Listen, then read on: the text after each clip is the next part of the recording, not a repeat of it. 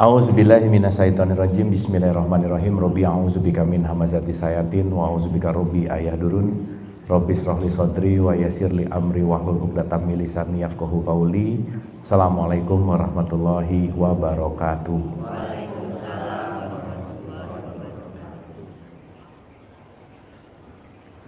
Alhamdulillahirabbil alamin. Segala puja-puji milik Allah Subhanahu wa taala yang atas rahmat karunia kasih sayangnya. Alhamdulillah, ibu dan bapak yang dirahmati oleh Allah, siang hari ini kita melanjutkan pembelajaran kita. Terima kasih atas atensi ibu dan bapak, semangat dan istiqomah kita untuk mau belajar, untuk hadir di siang hari ini, yang senantiasa istiqomah kita, terus mau belajarnya kita, selalu mengisi kekosongan-kekosongan yang belum kita ketahui. Karena sebanyak-banyak yang kita tahu, pasti lebih banyak yang kita nggak tahu. Jadi lebih baik fokus kepada sesuatu untuk mengisi sesuatu yang kita tidak tahu daripada menilai sesuatu dengan sok tahu. Oleh karena itu, terima kasih ibu dan bapak, semangatnya luar biasa untuk terus mau belajar. Salawat serta salam juga kita lupakan, kita sampaikan kepada seluruh nabi dan rasul, wabil khusus baginda besar kita Rasulullah Muhammad Sallallahu Alaihi Wasallam, kepada para sahabat-sahabatnya, tabiin, pemuka-pemuka agama, wali-wali Allah, pejuang-pejuang bangsa, dan senantiasa sampai kepada kita sampai akhirul zaman. Amin, amin ya Allah ya Rabbal alamin. Ibu bapak sehat semuanya? Alhamdulillah. Udah makan siang belum? Udah. Kenyang nggak? Iya, kalau kenyang tuh bahaya ya. Jadi memang kadang kita perlu sengaja melaparkan diri untuk bisa menikmati makan gitu ya. Makanya dalam perspektif ada puasa, ada tirakat, karena kita sesaat perlu mundur dari kebiasaan, kita sesaat perlu menjeda dari kebiasaan. Salah satunya mungkin kalau yang jam-jam segini biasanya bobo, ya sekarang nggak bobo lah gitu kira-kira ya. Yang jam-jam segini biasanya santai, rileks, tidur-tidur gitu. Tapi mudah-mudahan ini keluar dari kebiasaan untuk merubah kebiasaan dan untuk bertumbuh dengan kesadaran. Sebelum kita mulai, ada baiknya mari kita hening dulu sejenak. Mari kita ber-Al-Fatihah, wabil khusus untuk kedua orang ibu bapak kita tentu saja, dan siapapun yang terlebih dahulu meninggalkan kita, dan siapapun yang sedang sakit dalam keadaan musibah, senantiasa kasih sayang Allah selalu memberikan kekuatan dan ketabahan. Wabil khusus siang hari ini kita bermunajat juga senantiasa dimudahkan untuk dialirkan, sama-sama dilancarkan untuk kita mendapatkan hikmah, kesadaran, dan petunjuk, dan membuka hati kita seluas-luasnya. Santai dan rileks. Al-Hadiniyah. Al-Fatihah. A'udzubillahi minasyaitonir rajim.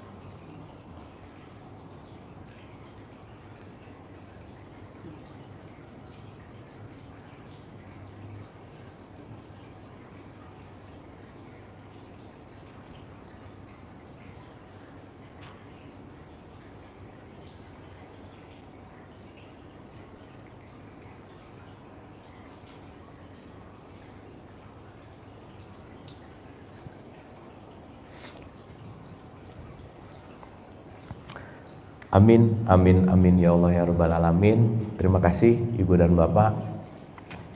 Mungkin baru saja juga kita merasakan nikmat yang luar biasa gitu ya, ketika kita bisa menikmati Al-Fatihah, ketika kita bisa hanya hadir utuh di sini saat ini, ketika kita tidak terbelenggu dengan masa depan dan masa lalu, sesederhana kita hanya berserah, sesederhana kita hanya bersedia, sesederhana kita sedang ber-Al-Fatihah. Saya rasa banyak sekali momen-momen yang penting untuk disyukuri dan lupa mungkin untuk disyukuri gitu. Karena mungkin kita terlalu mencari sesuatu yang belum ada, dan yang sudah ada, yang sudah tersedia, keberlimpahan, bahwa aku masih hari ini masih hidup, masih bernafas, masih bisa makan enak, masih bisa berjalan, masih bisa berkomunikasi, dan seterusnya.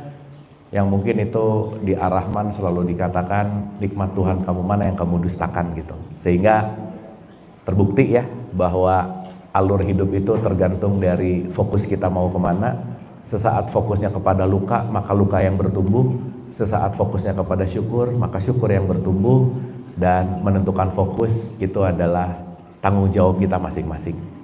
Jadi rumus utamanya jangan lupa ibu bapak, my life is my making. Hidupku adalah pilihanku. Dan senantiasa kita tidak terlalu banyak dipilihkan oleh orang lain, dipilihkan oleh dunia luar, karena hidup kita tidak bisa diwakilkan, dan perjalanan menuju Tuhan apalagi perjalanan menuju kesadaran itu nggak bisa dijokiin gitu kira-kira. Jadi senantiasa kita mengawali dengan penuh syukur, penuh berterima kasih, dan penuh berkelimpahan. Amin, amin ya Allah ya Rabbal Alamin.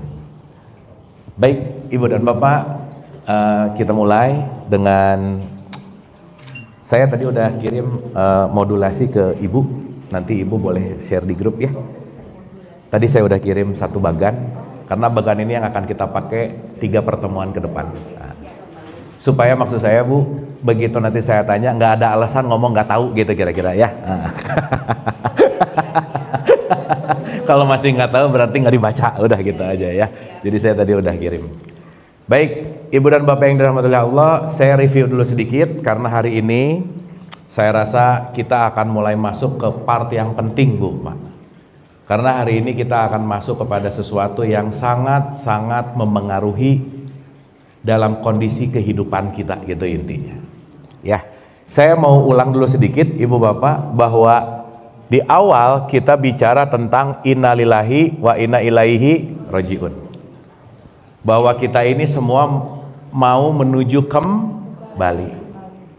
Jadi kita ini mau pergi atau mau kembali? Berarti kalau mau kembali sekarang kita lagi asli atau lagi palsu? Hah? Nah, mulai nih. Kan asalnya fitrah nih. Startnya di Allah, finishnya di Allah. Asalnya asli, asalnya fitrah, betul? Oke, maka ketika kita asli dan fitrah, mungkin saya mau gambarin gini ya Bu Bapak. Saya ganti buletan gini dengan refleksi untuk gradasi gitu ya. Nanti ngerti. Supaya Ibu Bapak kebayang jalan menuju Allah tuh bukan nanti gitu. Bukan di sana gitu. Ibu Bapak Allah dekat apa jauh? Jadi Ibu Bapak pulang ke tempat yang dekat, ke tempat yang jauh. Ah ya udah nggak usah mikir jauh-jauh lah ya. Karena Allahnya dekat, berarti tempat pulang kita juga dekat. Sip? Berarti bisa pulang detik ini nggak? Iya, bisa. Ya, sok duluan boleh Ibu Bapak? Gitu ya. Pasti kalau dengar kata duluan, mindsetnya tuh pasti dikubur gitu.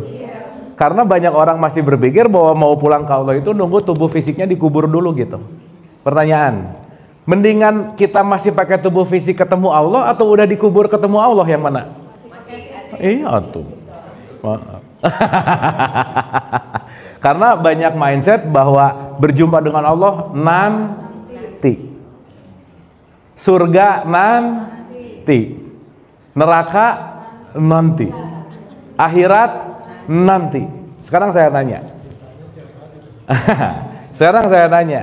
Secara realitas, secara esensi hidup itu kapan? Sekarang. Betul nggak Bu Pak? Tapi Ibu Bapak mungkin jarang hidup di sekarang. Sesuatu yang belum kejadian udah khawatir. Suka gitu nggak? Berarti lagi hidup di mana? Masa depan. Aduh nanti gimana ya? Kalau misalnya anak udah gede, dia punya cucu apa, dipikirnya 15 tahun ke depanan. Nah hidup masih sekarang gitu Ibu Bapak ya. Segala sesuatu udah dikhawatirkan detik ini, padahal kejadiannya mungkin beberapa tahun ke depan. Suka gitu nggak Bu Pak? Atau bawa-bawa zaman dulu, aduh dulu ya, dulu masih hidup hari ini. Ada nggak yang masih 5 tahun yang lalu, 6 tahun yang lalu masalah masih bikin sakit hati? Ada nggak Bu Pak? Sekarang nggak. Dulu iya. Sip ya. Yuk kita bicara secara ontologi, secara realitas bahwa hidup tidak pernah besok, tidak pernah kemarin, karena hidup selalu di sini sekarang saat ini. Sampai sini deal dulu nggak? Clear dulu nggak? Besok ada nggak? Hah? Ilusi. Ingat nggak rumus angkot Ibu Bapak? Hari ini bayar, besok gratis. Ibu Bapak kalau hari ini bayar nggak? Besok? Kan hari ini bayar, besok gratis. Kalau hari ini naik angkot bayar, besok lagi Ibu Bapak bayar nggak? Kenapa besok bayar? Karena besok pun hari ini. Minggu depan bayar juga nggak? Karena minggu depan pun hari. Jadi hidup kapan Bu Pak? Nah, gitu. Sip. Tolong ibu bapak ini nanti mau setengah ngerti nggak ngerti, pokoknya diingat aja dulu. Hidup itu hanya terjadi now, sekarang, di sini, saat ini. Masa lalu sudah jadi memori, masa depan hanyalah imajinasi. Jangan digerogoti oleh memori, karena memori sudah nggak ada. Jangan juga dihantui oleh imajinasi, karena imajinasi juga nggak ada. Oke? Dan nanti PR besar dalam hidup adalah supaya kita datang dan supaya kita bisa menikmati saat ini. Makanya kita disuruh sholat itu disuruh ke masa depan atau ke masa lalu? Iya, makanya disuruh khusyuk. Makanya tutup pendengaranmu, tutup penglihatanmu, tutup pikiranmu, tutup ucapanmu, tutup langkahmu, tutup perilakumu, diem. Setelah ditutup semua apa? Bismillahirrahmanirrahim, Al-Fatihah, buka hatimu. Setelah terbuka hatinya apa? Semua ego yang ada di pikiran selaraskanlah dengan hatimu. Ruku dulu. Setelah ruku, biarkanlah semua keinginan disimpan bawah-bawah, yang terjadi hanyalah intuisi hati nurani. Maka selesai sholat pasti damai, karena kenapa? Damai hanya ada di sini sekarang saat ini. Keren nggak Bu Pak sholat? Keren, kalau ngerti sih gitu. Ya, kalau nggak kan cuma olahraga ya, gitu. Dan hampir 80-90% ngerjainnya tuh nggak masuk ke level ini gitu. Yang penting begitu azan, sholat aja. Maka banyak orang sholat tidak sengaja. Betul nggak? Maka perlu banget mengerjakan sesuatu dengan sengaja. Itulah kenapa dalam tradisi Islam niat itu penting banget. Semua berawal dari niat. Karena dengan niat aku menyengajakan diri. Berarti kalau aku menyengajakan diri, aku sadar dalam melakukan kira-kira. Oke? Duh, jadi lemas segini. Ini oke nggak ini? Dapat ya? Semoga kita menggunakan tools-tools ibadah kita. Ingat ya, tools ibadah tuh sholat, puasa, umroh, haji itu bukan tujuan ibu bapak, alat. Kuncinya cuma satu. Maaf ya, saya straight to the point aja. Kuncinya supaya kita bisa hadir di sini saat ini. Ibu bapak kalau mau hadir di sini saat ini, banyak gerak atau diam? Kalau gerak-gerak gitu, pikiran loncat-loncat nggak? Tapi begitu kita diam, nggak ngapa-ngapain, menyepi, di situ adalah hadir untuk utuh di sini saat ini. Maka puncak dari rukun Islam adalah haji, puncak dari haji adalah wukuf. Wukuf disuruh apa? Nah gitu. Ibu bapak termasuk orang yang banyak diam atau nggak banyak diam? Atau susah diam? Pengennya komen mulu, gitu, misalnya. Pengennya itu mulu. Nah makanya kita penting untuk nanti belajar hadir utuh di sini saat ini. Nanti relasinya dengan diam. Ya, nah, ibu bapak kita pemanasan dulu ya, seperti biasa ya. Dah. Berarti kalau kita mau ilaihi rojiun, karena nanti kita ngerti bahwa kembali kepada Allah bukan urusan tempat. Berarti ini dalam wilayah urusan level diri namanya. Gitu. Berarti kalau innalillah berarti kita berasal dari Allah nggak? Berarti asalnya kita Allah bukan? Nah, yang asalnya Allah langsung itu disebut fitrah. Fitrah itu adalah originalnya kita. Oke? Nah, si fitrah ini kalau boleh pakai bahasa yang kemarin kita bahas, dia meniupkan kefitrahan kita namanya ruh.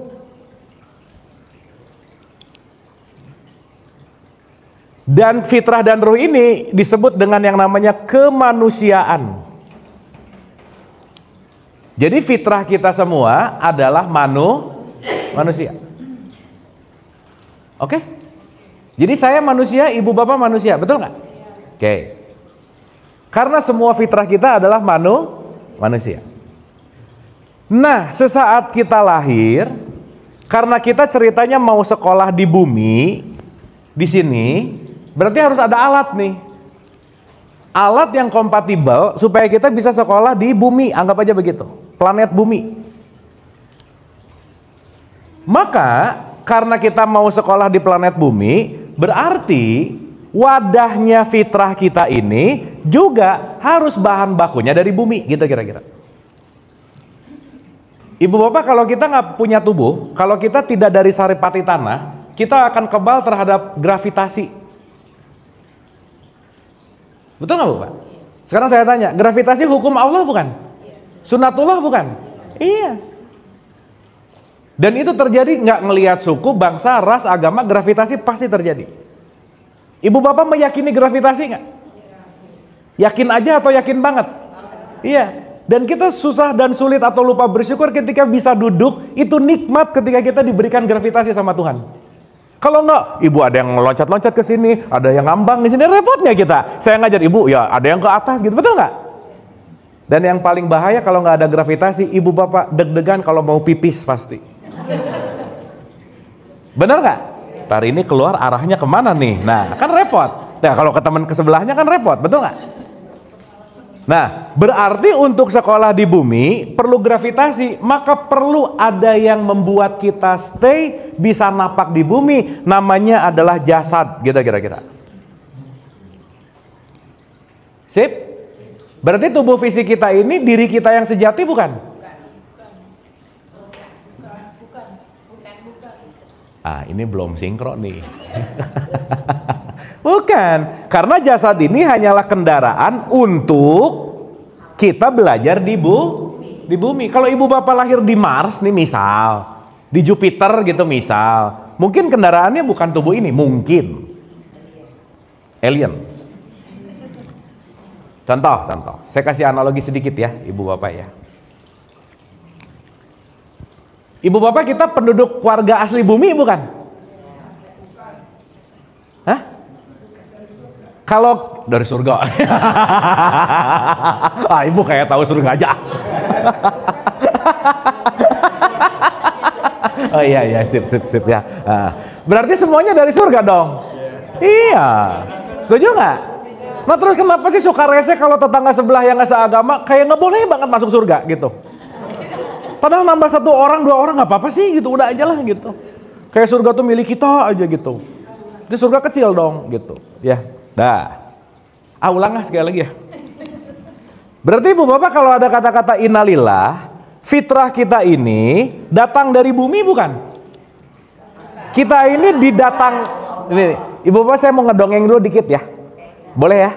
Kan ibu bapak senang didongengin ya, daripada ditanya-tanya lah udah saya dongengin aja ya biar cepet. Kalau ada kata-kata innalillahi, berarti semua berasal dari Allah, betul nggak? Berarti kalau semua berasal dari Allah, kita ini dihadirkan ke bumi atau datang dari bumi? Dihadirkan. Asik, mantap. Lu kalau sama yang cerdas-cerdas gini asik deh belajarnya ya, pinter, mantap. Dihadir, berarti bumi tempat asli kita bukan? Makanya jangan melekat. Karena kita datang ke sini cuma jadi tamu gitu. Betul nggak? Berarti kalau kita datang ke sini cuma jadi tamu, di sini bukan tempat tinggal kita. Ini rest area. Tempat sebentar mampir ngombe kalau kata orang Jawa, nanti pulang lagi gitu. Ibu bapak kalau main ke mall, sebetah-betahnya pengen pulang nggak? Meskipun sama mall rumahnya bagusan mana? Tapi di rumahnya nyaman nggak? Jadi kalau orang ke mall lupa pulang karena ngerasa mallnya rumahnya, suatu saat nanti diusir sama satpam pasti. Bu pulang bu, bukan rumahnya gitu. Karena mall pasti ada waktu tutupnya. Oke nggak nih? Berarti saya, ibu dan bapak pejalan dari satu daerah, satu kampung yang lagi mengembara ke yang namanya planet bumi, yang akan kembali ke kampung halaman asli, betul nggak? Yes. Berarti lahir dimanapun jasadnya di bumi ini, isi esensinya sekampung nggak? Ya udahlah, yang namanya sekampung nggak usah berantem gitu loh. Betul nggak bu, Pak? Berarti kalau orang masih ngelihat beda agama, mengkafirkan, menerakakan, beda suku bangsa, jadi diskriminasi, dia lupa bahwa yang kelihatan adalah yang lahir di bumi, tapi yang nggak kelihatan, kamu dan aku datang dari sumber yang sama gitu. Oke sampai sini? Jadi kalau kita masih berantem dengan identitas, berarti masih lupa diri. Gak ngerti diri sejatinya yang mana gitu. Kenapa? Karena dia melekat kepada identitas bumi gitu. Padahal bumi bukan tempat tinggal sejati kita. Maka ibu bapak saya selalu mengulang-ulang, jangan terlalu sibuk mencari sesuatu yang nggak bisa dibawa pulang. Mobil bisa dibawa pulang nggak? Deposito? Suami? Langsung ibu-ibu, oh nggak penting berarti ya gitu. Tapi dapat maksud saya ya. Maka yang namanya tamu tidak pernah ada yang namanya hak milik. Berarti ibu bapak kita datang ke bumi ini disuruh belajar memiliki atau disuruh belajar melepaskan? Nah, itu intinya. Rela melepaskan semakin tua rambut semakin hilang, bener nggak? Rela semakin tua gigi semakin rontok, betul nggak? Karena kehilangan adalah kepastian. Ketika kita menolak kehilangan, kita menolak hidup gitu.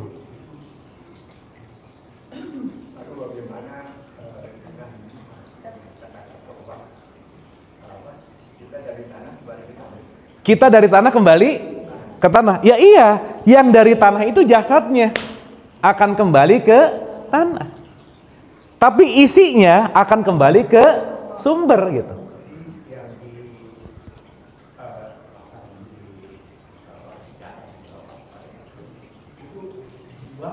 Yang dicatat amal perbuatan maksud Bapak? Oke. 20 menit lagi ke situ kita, Pak. Tenang. Nah, tenang. Santai, Pak.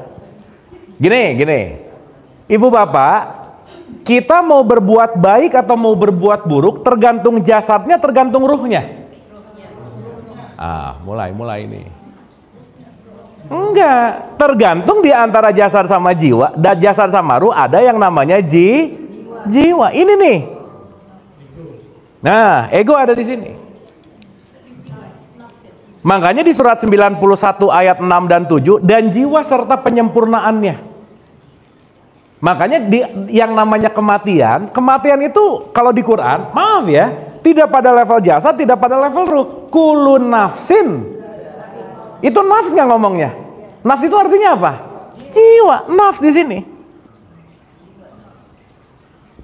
Berarti yang dimintai pertanggungjawaban jasadnya atau ruhnya? Jiwanya. Kenapa begitu? Wallahu alam bisawab. Udah gitu aja jawaban paling gampang. Enggak, karena nanti kita ngerti, disinilah letak perbedaan kita semua.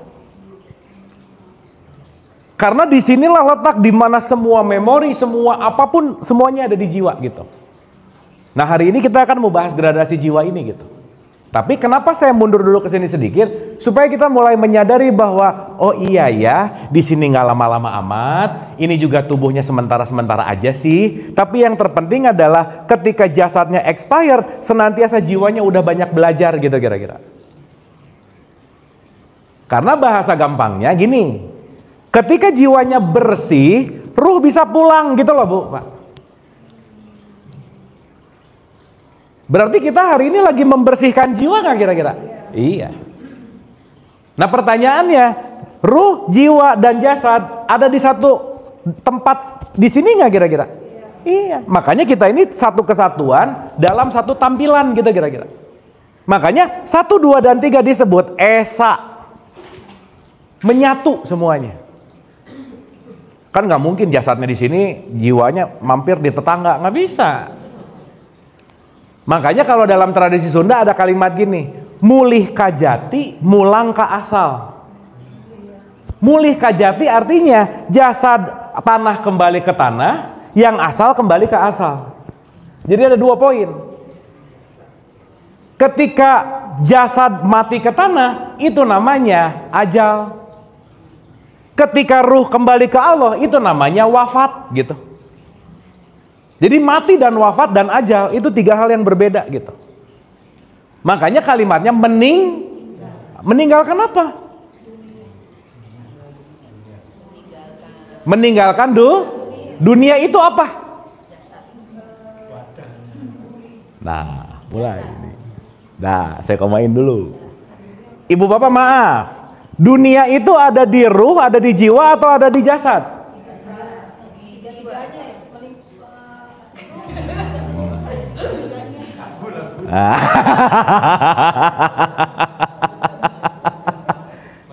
Ayo, gini.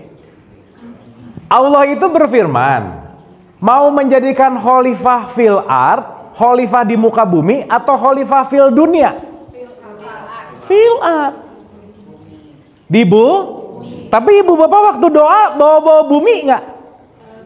Robbana atina fi.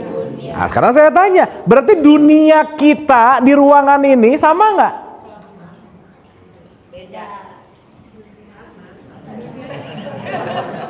Wah gawat nih. Wah gawat nih. Contoh. Nah gini. Kan kalau kata Isyana Sarasvati, dunia kita berbeda maka kita tidak bisa menyatu gitu. Aduh tapi saya salah circle ya, bercanda gini ini kan udah nggak ngomong cinta-cinta di sini ya. Ya. Ya kalau Gen Z tuh masih gitu. Kalau ini alah gitu kira-kira ya. Gini Bu, Pak, maksud saya, maaf ya, gini. Di ruangan ini yang sama ruhnya, jiwanya atau jasadnya? Udah pasti. Sip? Berarti kita ini kalau ruh ini fitrah, nanti si jiwa mengotori ruh, kita mau kembali kepada fitrah, betul nggak? Berarti target akhirnya simple, kita mau kembali kepada fitrah, betul? Berarti fitrah tujuan kita nggak? Fitrah itu titik akhir kita nggak? Maka fitrah disebut akhirat, sesuatu yang akhir.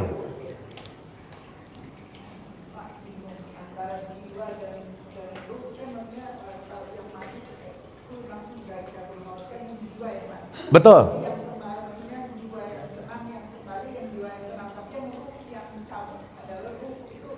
Ya, 10 menit lagi tenang Bu, nanti kita ke situ. Ya, santai ya. Ini pertanyaannya kayak pada takut mati sih ya, tenang aja, santai, tenang. Ibu bapak mati itu nggak harus ditakutin, karena pasti, ya, mending dinikmati.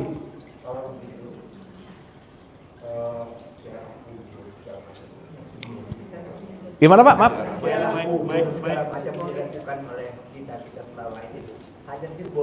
Betul Pak, bener banget. Ibu bapak waktu ziarah kubur, ke kuburan apa? Jasad. Emang isinya ada di situ? Enggak, tapi kan seenggaknya jasad itu ada memori. Begitu ziarah kubur, katakanlah orang tua kita bisa melakukan memaafkan kesalahannya dan untuk mengingat melestarikan kebaikannya. That's it. Gitu. Karena begitu kita datang ke kuburan, kuburan itu tempat makamnya apa? Jasad. Contoh. Ntar mau kemana dulu nih ya? Ini seru sih, makasih ya. Oke, kita ngomongin bapak menarik nih. Gini, mulih kajati, jasad dari tanah kembali ke tanah. Tempatnya tanah namanya tempat pemakaman umum. Apa nih kuburan terdekat di sini? Tanah kusir aja. Ibu bapak, maaf ya, yang ke tanah kusir diri sejati kita bukan? Bukan wadahnya. Kenapa? Expired. Oke? Makanya maksud saya ibu bapak maaf ya, jangan sampai kita memperdalam spiritual, memperdalam agama, memperdalam pengetahuan, tapi nggak rajin olahraga, nggak ngejaga makan. Kenapa? Tubuh fisiknya nggak dijaga nih, hati-hati. Ini kendaraan nih, harus dicintai nggak? Iya, gimana cara mencintai kendaraan? Ibu bapak kalau ke undangan nyari makanan enak atau nyari makanan sehat, yang mana? Enak, ya udah jelas ya, udah nggak usah ngomong lah, udah. Soalnya nyari yang enak terus cepat mati pasti gitu, udah. Iya makan gula mulu gitu. Iya. Makanya nanti kita ngerti kenapa dalam semua ritual agama pasti ada gerakan tubuh. Sa'i ada gerakan, tawaf ada gerakan, sholat ada gerakan. Kenapa? Kalau tubuh nggak digerakin, nggak sehat, berarti kita lagi tidak mensyukuri sembah raga kita gitu. Oke? Oke, nah saya belok dulu dikit. Kalau jasad expired, tempat pemakamannya disebut tempat pemakaman umum, maka disebut makam. Awas ya, ini suka kebalik. Ada makam, ada makom. Jadi kalau makom Ibrahim apa maksudnya? Bukan makam Ibrahim, bukan. Makom itu artinya derajat. Oh ini makomnya udah tinggi, bukan. Oh ini kuburannya udah tinggi, bukan. Paham sampai sini? Oke sampai sini? Oke, nah, sekarang saya tanya. Berarti kalau jasad ini adalah dikubur di tempat pemakaman umum karena mulih kajati, tanah ke tanah. Sekarang saya tanya, si jasad ini sendiri kuburan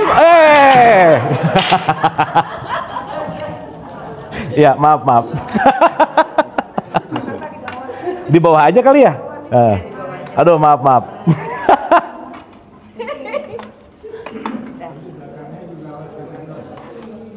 nah udah aman sip. sorry oh iya ini juga bolong ya. Ya oke. Nah itu penting banget, pondasi yang kokoh sih ya. ulang ya supaya ada kaget jadi bangun lah ya. Duh sampai mana ya baru? Oh ya oke. Nah, boleh. Berarti tanah kembali ke tanah, betul? Nah, sekarang saya tanya. Berarti kalau jasad ini yang mewadahi jiwa sama ruh, berarti jasad ini mengubur jiwa sama ruh nggak? Gini. Jasad wadah. Berarti kalau wadah ada isinya nggak? Sesuatu yang mengisi dan menjadi wadah, berarti sesuatu dikubur di tempat tertentu, betul nggak? Contoh. Ibu bapak makan bakso dari luar kan pasti ya, nggak mungkin dari dalam kan, dari luar makan bakso. Si bakso masuk ke perut nggak? Berarti perut ini kuburan bakso bukan? Nah gitu kira-kira. Karena bakso masuk ke perut. Oke? Berarti perut kuburan nasi bukan? Kuburan ayam goreng bukan? Nah, berarti kalau gitu si jasad ini wadah dari jiwa kita ada di sini, ruh kita ada di sini. Oke? Berarti jasad wadah dari ruh sama jiwa kita nggak? Berarti secara tidak langsung ruh dan jiwa dikubur di jasad, betul nggak? Entar dulu, pergi mah belakangan. Ini saya mau ngomong dulu ini dulu. Gini. Sok saya mau nanya dulu. Jiwa ibu bapak ada di mana? Di dalam. Di dalam diri, di luar. Ruh ibu bapak ada di mana? Berarti semuanya di dalam apa di luar? Berarti hidup semua terjadi di luar atau di dalam? Di dalam. Ibu bapak ngelihat saya di luar apa di dalam? Di luar. Di luar diri kita. Ya ibu bapak ngelihatnya di luar, tapi ibu bapak memaknainya kan di dalam. Betul nggak? Ibu bapak proses ngelihat gimana sih? Gini nih. Setiap cahaya memantulkan sesuatu yang padat, maka dipantulkan kepada retina mata, diinvert di sini di otak, dimaknai. Berarti sebenarnya ibu bapak ngelihat saya di luar atau di dalam ibu bapak? Di dalam. Makanya semua penilaian tergantung isinya masing-masing gitu. Betul nggak? Saya nanya Bu, Pak, ada nggak hidup yang terjadi di luar diri kita? Nggak ada. Ibu bapak sebel sama orang itu, sebelnya di situ atau di sini? Nah gitu. Berarti yang nyebelin dia atau gua? Nah. Karena begitu saya ngelihat orang hanya refleksi di sini. Berarti lagi ada kemarahan di sini. Maka ibu bapak kalau ada orang lagi marah-marah, sadarilah jiwanya sedang terkoyak, jiwanya sedang sakit, dan jiwanya sedang penuh dan perlu kasih sayang. Nggak usah dibenci lagi. Makanya dia keluar sakitnya melalui kata-kata gitu. Betul nggak? Karena semua yang keluar dari ucapan, dari tindakan pasti datangnya dari yang dikubur di dalamnya. Gak mungkin datang dari luar, gak mungkin. Oke sampai sini? Oke. Dapat sampai sini? Berarti jasad kuburan jiwa sama ruh nggak? Iya. Oke nggak nih? Oke. Sip. Maksud saya kan nggak mungkin jiwanya di sini, ruhnya di sini, jasadnya di sini, kan nggak mungkin. One whole package. Oke? Dapat? Paham? Atau puyeng? Ya, tapi harus puyeng dulu. Nah, berarti ibu bapak, sorry to say, di antara ketiga ini yang bisa merasakan happy, nggak happy, kesal, benci, iri, dengki, ruh, jiwa atau jasad? Jiwa. Ego tuh ada di sini. Makanya orang kalau sakit apa? Gitu. Asuransi kan nggak ada, melayani asuransi ruh nggak ada. So ibu bapak cari perusahaan mana yang mau ngomongin ruh, betul nggak? Sekarang saya tanya, ibu bapak kira-kira kalau jiwanya lagi nggak tenang, sedih, bete, kira-kira nyaman nggak hidupnya? Itulah namanya tersiksa di dalam kuburan jasadmu. Itu namanya siksa kubur, gitu.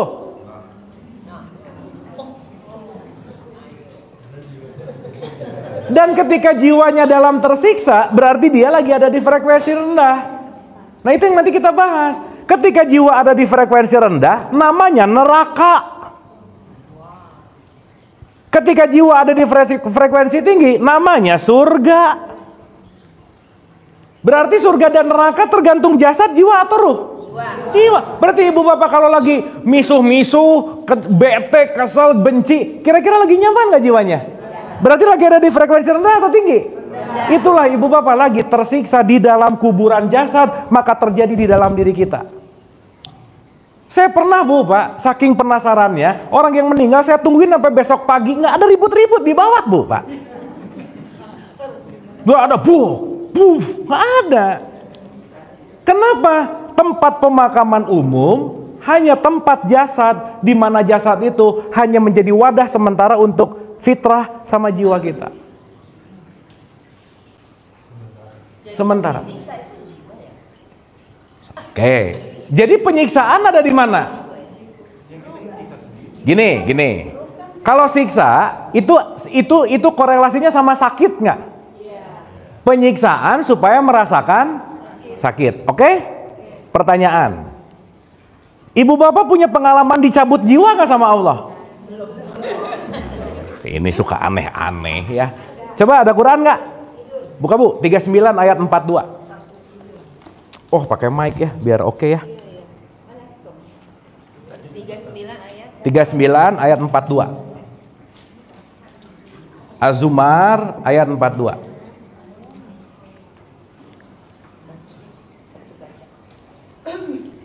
Monggo mbak. Allah memegang nyawa seseorang pada saat kematiannya dan nyawa seseorang yang belum mati ketika dia tidur. Oke, dalam perspektif bahasa di situ menggunakan nafs. Nah ya, ibu supaya ngerti dulu nih. Maaf. Kalau orang dicabut jiwa, mati nggak? Malaikat itu pencabut apa?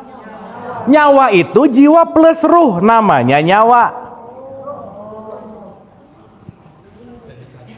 Jadi satu. Tapi jiwa bisa dicabut sendiri nggak tanpa ruh dicabut? Nggak bisa. Bisa. Ulangi lagi ayatnya. Allah memegang nyawa seseorang pada saat kematiannya dan nyawa seseorang yang belum mati ketika dia tidur. Ketika dia apa? Tidur. Ibu bapak pernah tidur nggak? Lah, waktu ibu bapak tidur, ibu bapak kemana? Blank nggak? Blank nggak? Dalam perspektif ini, sesaat kita bobo, itu jiwanya nggak aktif. Tapi masih hidup nggak? Karena sang hidupnya masih ada di situ. Oke? Oke nggak ini? Berarti waktu ibu bapak bobo tidur, jiwa on nggak? Off. Tapi ruh on. Kalau jiwa off, ruh off, itu namanya is dead, meninggoy. Oke? Berarti kalau jiwa doang yang off, mati nggak dia? Dia bisa tidur, bisa koma.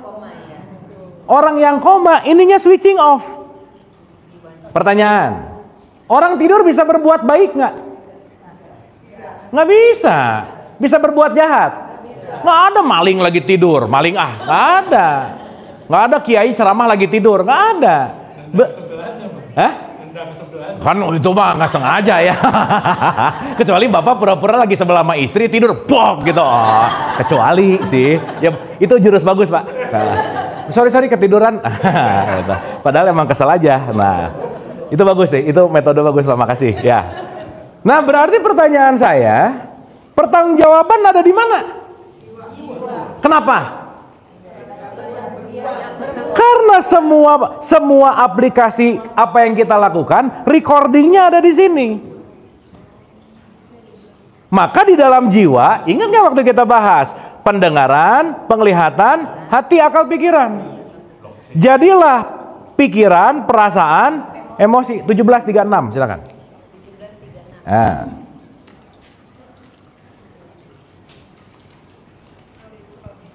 Aduh, kita penting banget loh ngerti jiwa, Bu, Pak. Penting banget supaya nggak terkecoh gitu. Dan janganlah kamu mengikuti sesuatu yang tidak kamu ketahui. Janganlah kamu mengikuti kalau kamu nggak tahu. Kalau dalam perspektif di Quran Madinah itu lebih enak terjemahannya gini. Janganlah kamu mengikuti sesuatu yang tidak kamu ketahui.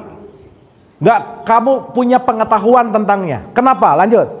Karena pendengaran, penglihatan, dan hati nurani, semua itu akan diminta pertanggungjawabannya. Jadi pertanggungjawabannya urusan fisik bukan? Apa yang dipertanggungjawabkan? Jiwa, pendengaran, penglihatan, hati. Sip? Sip sampai sini? Jadi sebenarnya seseorang tersiksa di ruhnya atau di jasadnya? Di sini. Berarti Ibu Bapak kalau hidup pengen baik, yang diperbaiki apanya dulu? Bangunlah jiwanya, bangunlah. Ini nenek moyang kita udah tahu nih gitu. Cuman cucu-cucunya rada-rada ndablek gitu. Namanya juga cucu ya, Mbak. Sip? Jadi waktu ibu bapak jiwanya merintih, jiwanya sakit, jiwanya penuh benci, lagi tersiksa nggak? Jadi siksa kubur kapan? Ya tadi pagi juga bisa. Ibu bapak tadi pagi ada yang bete nggak? Nah, berarti di neraka namanya.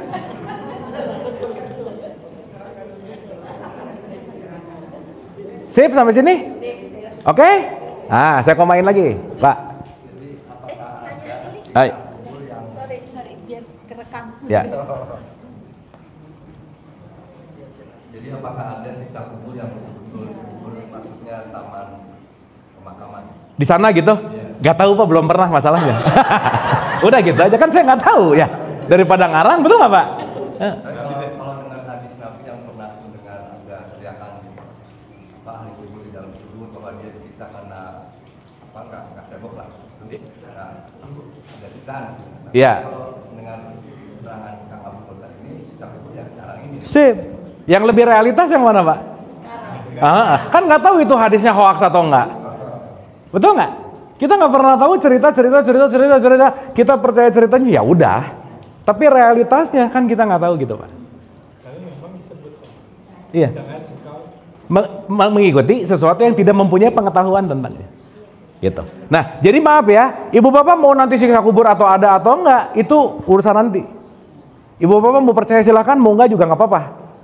Tapi maksud saya, ketika kita sibuk memikirkan ilusi masa depan karena hidup hanya di sini nih perjanjian kita tadi, mendingan jauh lebih fokus kepada yang realitas tersiksa sekarang daripada nanti gitu. Itu sih kata kuncinya. Sip ya? Oke? Ibu, silakan.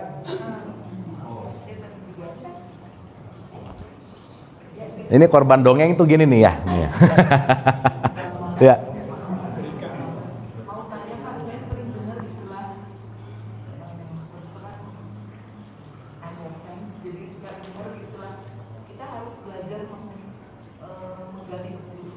Betul.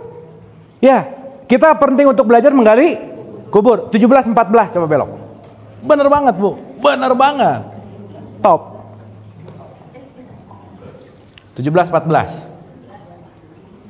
Bener banget. Top.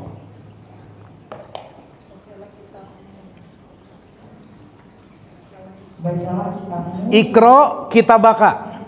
Bacalah kitabmu. Kenapa coba? Lanjut. Cukuplah dirimu sendiri pada hari ini sebagai penghitung atas dirimu. Ibu bapak mati pasti dihisap nggak? Yang menghisap siapa? Allah apa malaikat? Diri sendiri. Siapa yang menghisap?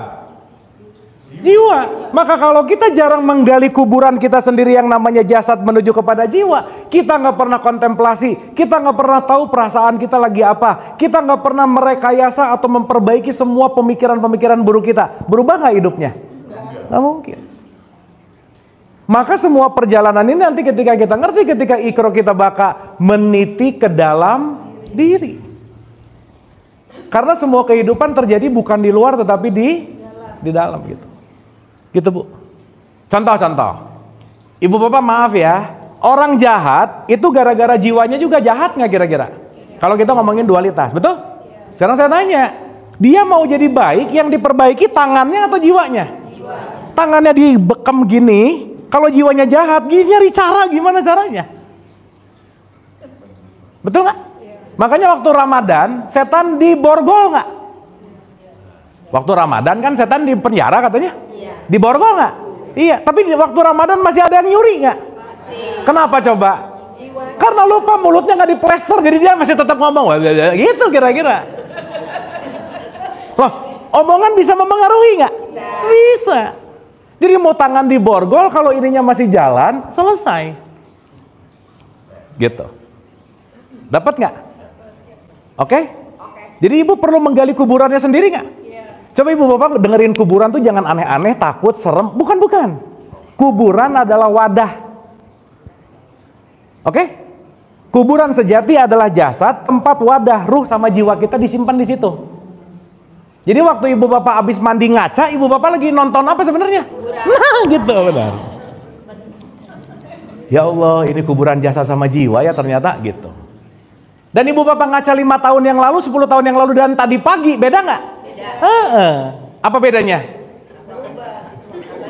Makin rada-rada keriput nggak? Iya, karena dia produk dari gravitasi. Tapi isinya berubah nggak? Yang ini yang nggak berubah.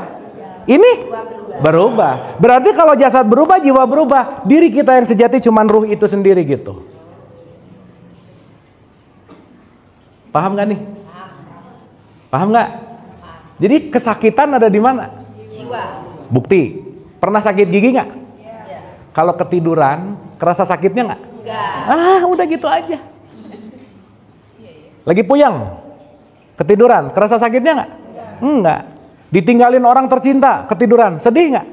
Berarti sedih, sakit, benci, iri, dengki, semua perasaan, semua emosi, semuanya ada di jiwa ketika dianya on. Berarti ibu bapak kalau mau bagus tidur terus. Tapi ini bapak shortcutnya bagus sih.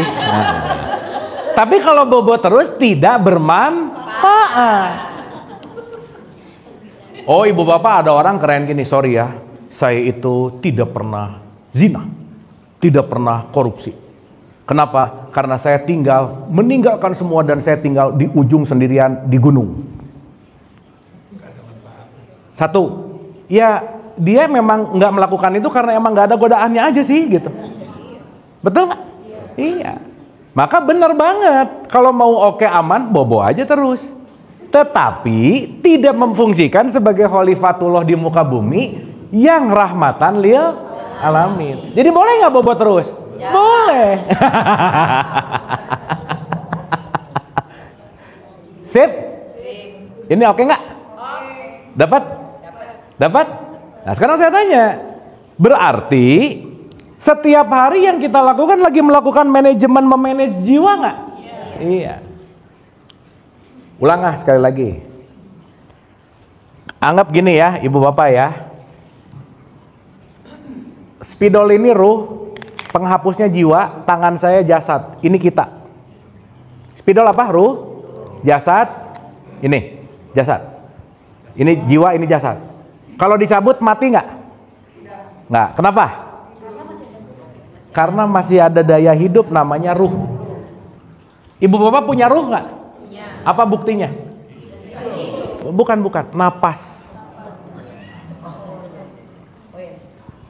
Seganteng apapun, sekaya apapun, nggak napas, dikafani. Betul nggak? Orang sibuk sesuatu, lupa sama napas. Mau punya apa, nggak punya napas, gimana? Wassalam. Betul nggak? Sekarang saya tanya, kalau kita datang dari sumber yang sama, napas kita datang dari sumber yang sama nggak? Iya, kita menarik udara yang sama. Ingat nggak waktu pertama kita ketemu? Itulah kenapa kita disebut saudara. Sesama yang mengambil napas dari sumber oksigen yang sama, udah nggak usah berantem lah. Ini mulai. Ya kalau bisa, gampang banget apa? Pamannya Nabi Muhammad dibikin aja beriman. Betul nggak? Susah apa sih Allah bikin Fir'aun beriman gitu? Betul nggak? Jadi Allah bisa ngebuat orang beriman nggak?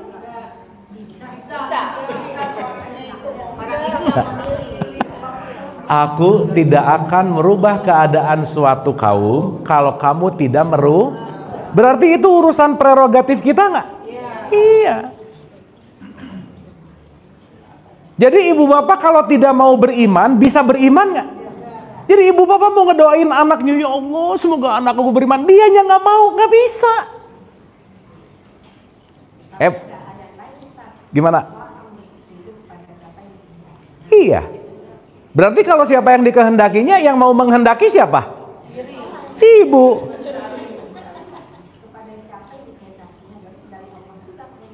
Betul. Tetapi dia mau dikehendaki atau tidak urusan siapa? Kalau ibunya nggak mau bisa nggak? Anaknya nggak mau bisa nggak? Nggak bisa. Makanya Allah bilang, aku, contoh 2856. Yo, ini kita jangan pasrah fatalis gitu ya. Terserah Allah aja deh gitu. 2856. Sungguh engkau Muhammad tidak dapat memberi petunjuk kepada orang yang engkau kasihi. Jelas nggak? Selevel Nabi Muhammad sampai dibilang, wahai Muhammad, kamu sesayang apapun sama siapapun gak bisa ngasih. Betul nggak? Lanjut. Tetapi Allah memberi petunjuk kepada orang yang dia kehendaki. Siapa yang dikehendaki? Lanjut. Dan dia lebih mengetahui orang-orang yang mau menerima petunjuk. Yang apa? Pertanyaan, mau atau tidak urusan siapa? Kita.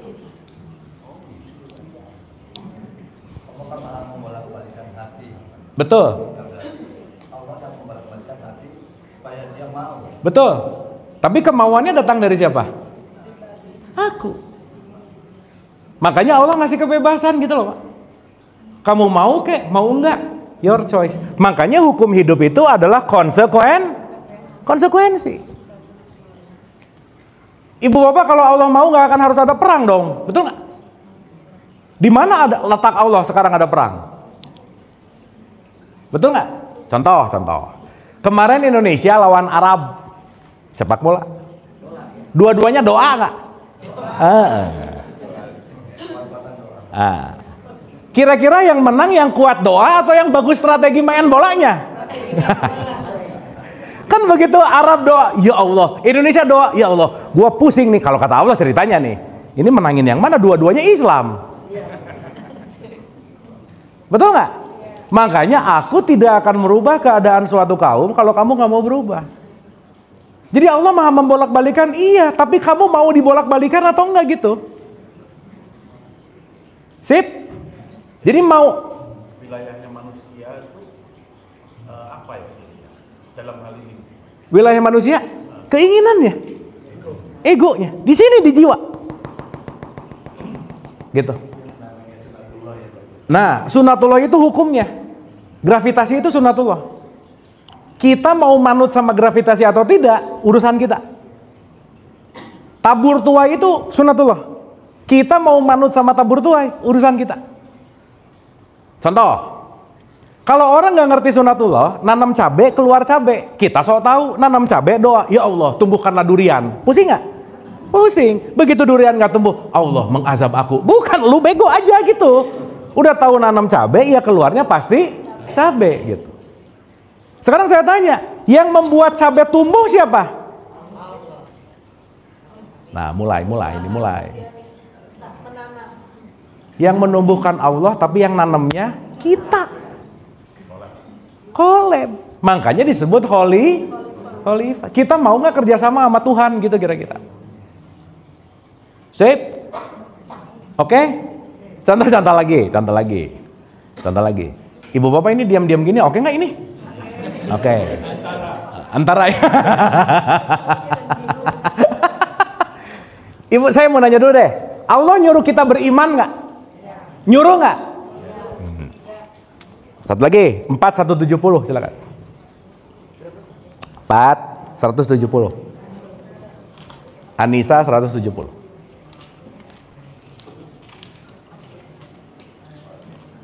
Asar tuh jam berapa ya? Oke. Wahai siapa ibu bapak? Berarti ini untuk siapa? Termasuk kita nggak? Lanjut. Sungguh telah datang Rasul.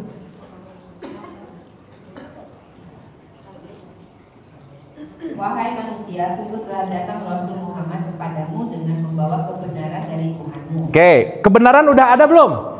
Dah. Pertanyaan, orang yang ngikutin kebenaran atau yang menolak kebenaran tergantung kebenarannya nggak? Enggak, tergantung siapanya. Sip, mantap. Lanjut.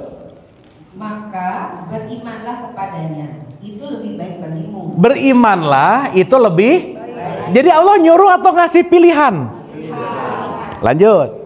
Dan jika kamu kafir, itu tidak merugikan Allah sedikit pun. Jadi kamu beriman, aku nggak untung, kamu kafir, aku juga nggak rugi. Berarti kita beriman atau nggak beriman, keiman atau kafir, buat Allah bukan? Ibu bapak sholat buat siapa? Puasa buat siapa? Karena semuanya bukan untuk Allah, untuk kembali kepada diri. Sekarang saya tanya, mohon maaf, bisa nggak ngomong? Sorry ya, saya tuh emang nggak pernah sedekah. Kenapa? Karena aku ditakdirkan oleh Allah jadi orang yang pelit. Boleh gitu nggak? Ya boleh-boleh aja sih. Berarti pelit itu takdir atau dilatih? Nah gitu. Atau turunan? Sorry ya, aku tuh nggak sedekah. Kenapa? Papa saya pelit, jadi saya emang turunan pelit sih. Masa begitu? Betul nggak? Berarti ibu bapak maaf ya. Yang spesial diberikan Allah kepada manusia apa sih? Iya, iya akal. Akal itu fungsinya buat apa? Memilih. Jadi ibu bapak boleh milih beriman nggak? Allah membolehkan nggak? Boleh milih kafir? Allah membolehkan nggak? Allah aja membolehkan nggak rese. Kenapa kita rese banget sama keimanan orang lain coba? Dia yang milih kok. Karena semuanya hukumnya konsekuensi. Jadi kita mempertanggungjawabkan keyakinan orang lain atau diri sendiri? Ya terus ngapain ribet amat sama keyakinan orang, pikiran orang? Ibu bapak sesayang-sayangnya ibu-ibu sama suaminya, mati nggak bareng gitu. Nggak mau lagi, bukan nggak bareng. Kita sehidup semati. Oh, itu kan pret banget ya. Dulu ya Pak. Dulu tuh kata bapak juga dulu. Sampai sini oke? Ya. Ya. Ya.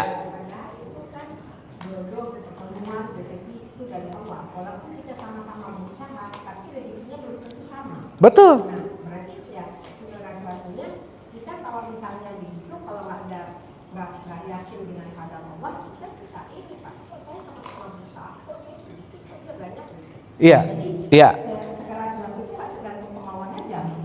Ya.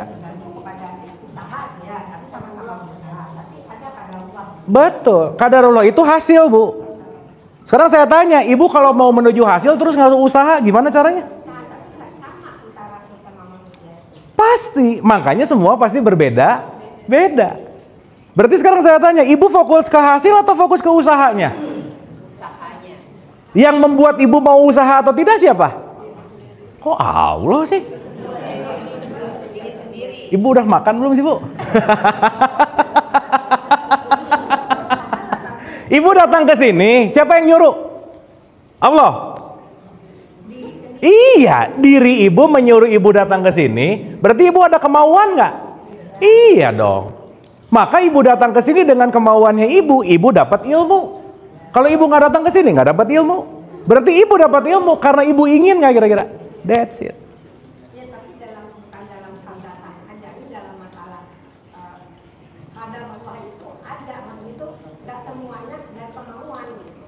Iya, ngerti.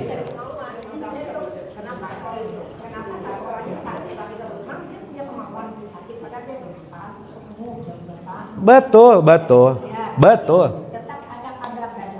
Betul, qadarullah itu sesuatu yang namanya realitas, Bu.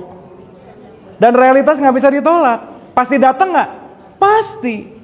Tetapi untuk menuju realitas kan kita nggak diam dong. Yes. Usaha. Nah sekarang pertanyaannya, ibu bisa menemukan realitas kalau nggak ada usaha, mungkin nggak? Nggak mungkin. Jadi yang menumbuhkan padi petani atau Allah? Oh, qadarullah akan datang padi. Ibu diam aja nggak nanam, keluar padi nggak? Iya, semua yang didatangkan kan realitas. Tapi kalau kita tidak menyebut realitas, mungkin nggak? Nggak mungkin. Jadi ada usaha, ada hasil, dan semuanya ada penetapan. Qadarullah itu artinya ukuran, Bu. Jadi ibu jangan pengen doa terus kejadian. Gara-gara ibu doa terus kejadian, nggak mungkin. Nggak belajar, ya nggak bisa lah, gitu.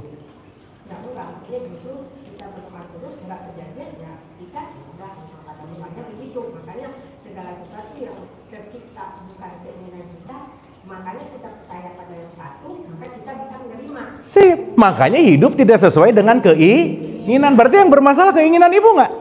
Iya, karena yang terjadi pasti realitas. Maka kalau keinginan lebih tinggi dari realitas, ibu stres pasti.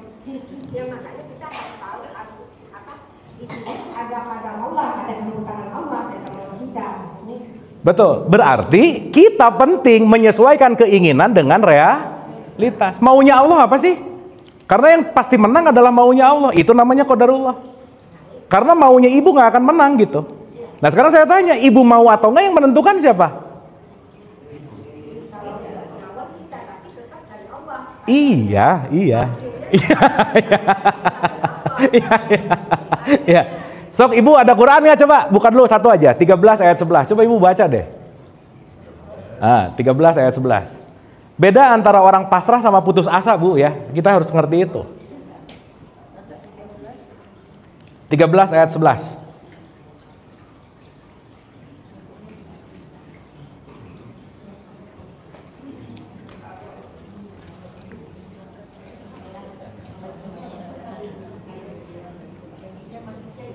Ya, sok. Baginya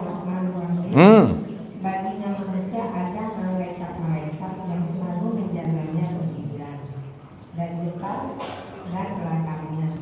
Mereka menjaganya atas perintah Allah. Sip, terus? Allah tidak mengubah keadaan suatu kaum sebelum mereka mengubah keadaan diri mereka sendiri. Oke, tahan. Apa katanya, Bu? Sesungguhnya Allah tidak akan merubah apa? Nah, keadaan suatu kaumnya ganti pakai nama ibu, coba. Sip. Dan apabila Allah menghendaki keburukan terhadap suatu kaum, maka tak ada yang dapat menolaknya. Sip. Tidak ada pelindung bagi mereka selain Dia. Sip. Betul nggak? Berarti apa yang kita lakukan akan selalu kembali kepada apa yang kita dapatkan. Inilah nanti yang disebut dengan hukum yang namanya tabur tuai. Berarti Allah pengen kita pasif atau aktif, Bu, Pak? Hah? Iyalah. Ada usahanya. Justru nanti letak perbedaan kita adalah tergantung konsisten kepada usaha atau tidak, gitu kira-kira. Sip. Dapat ya, Bu, ya?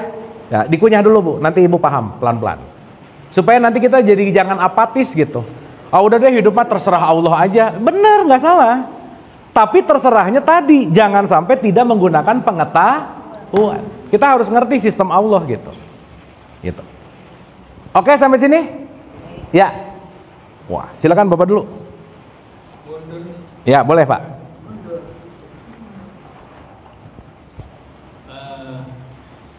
Di papan itu ada 3 lingkaran. Ya.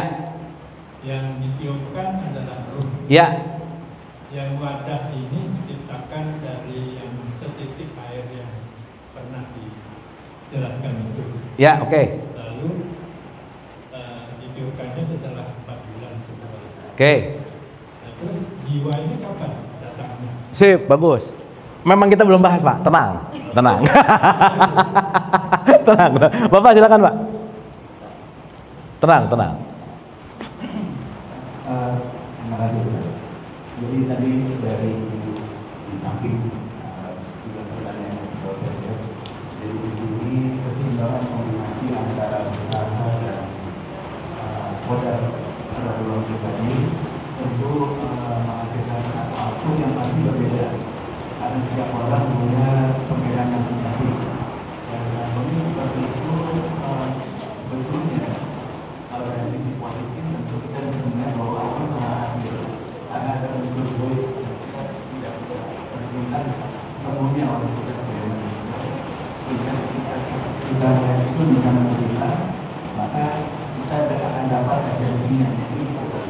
Betul. Gini, Ibu Bapak, kalau Allah Maha Adil, segala sesuatu yang didapatkan sesuatu pula akan adil dengan usahanya nggak kira-kira? Iya. Kan nggak adil dong dia tidur, misal ini contoh gampang aja ya, nggak ngapa-ngapain, bok dapat, yang kerja keras dapat juga, kan nggak gitu. Cuman memang tidak sesimpel ukurannya hanya yang didapatkan tuh nggak gitu. Karena nanti ukuran kebenaran dalam konteks yang namanya pencapaian rezeki misalnya, sorry to say, itu tidak terletak pada jasmani dan harta, nggak di situ. Karena harta yang paling indah dalam hidup adalah ketenangan jiwa sebetulnya. Selesai. Maka uang banyak, jiwa nggak tenang, stres. Jabatan tinggi, jiwa nggak tenang, stres juga. Maka nanti kita akan ngerti semua fokus dalam penilaian atau konteks hikmah itu letaknya pada jiwa. Makanya kulun nafsin zaikatul maut gitu. Gitu Pak kira-kira. Betul. Bapak ada Quran nggak? Boleh dibuka Pak. Surat 22 ayat 52 silakan.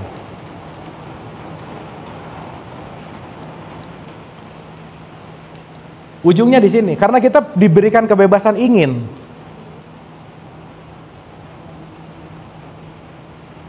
Yang paling tinggi ya berarti ya. Kenapa Bu? Manusia itu punya, kalau mereka nggak punya keinginan, manusia punya keinginan. Punya. Manusia iya. Malaikat itu nggak ada keinginan untuk membantah. Gitu. Setan nggak punya keinginan untuk nurut gitu. Iya gitu aja. Silakan Pak. 52 ya.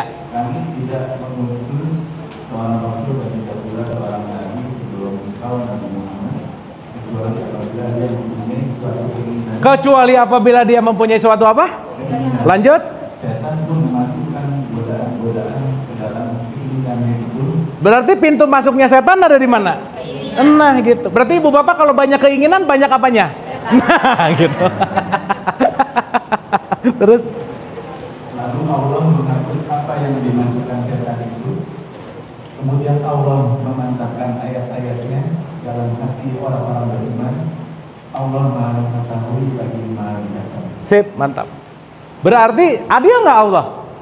Siapa yang berbuat akan merasakan. Siapa yang menanam akan menuai. Jadi Ibu Bapak nggak usah khawatir sama keadilan sistemnya Allah. Karena kenapa? Semuanya pasti presisi gitu. Jadi Ibu Bapak nggak usah mikirin, aduh ini tetangga licik banget ya, semoga nanti ada. Udah nggak usah, udah pasti kok. Ada orang menyakiti kita apa dan lain-lain. Kapan ya Allah ini dibalasnya? Nggak usah. Dia menyakiti kita karena kita juga tanpa sadar menyakiti banyak orang misalnya. Kita nggak tahu. Karena semua hukum di semesta raya ini nggak mungkin, kalau nggak adil tuh nggak mungkin. Gitu. Makanya semua musibah yang datang kepada diri kita disebabkan oleh perbuatan tangan kita sendiri. Nah, semua penyebab dan pengundangnya adalah jiwa gitu. Sampai sini oke? Sip. Dapat?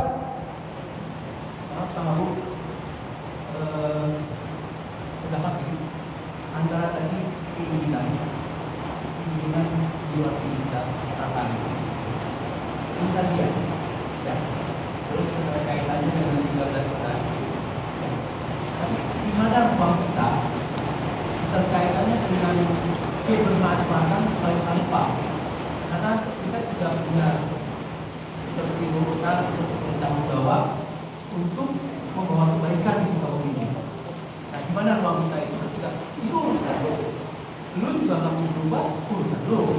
Tapi di mana kita bisa bermanfaat? Oke, gimana caranya gitu? Bukan, di mana ruang kita? Di mana ruang kita? 1253, Pak. Silakan. 12:53. Nah. Ini ruangannya ada di sini. Surat 12 ayat 53.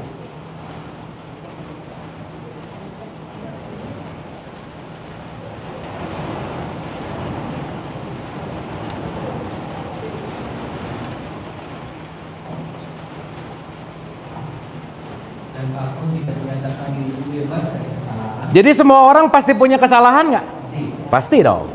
Karena sesungguhnya nafsu itu selalu mendorong kepada kejahatan. Karena nafs ini pengennya menjauh terus dari ruhaninya, pengennya menjauh terus dari Allah. Kenapa? Karena godaan eksternal tuh tinggi gitu. Kecuali yang dirahmati. Terus?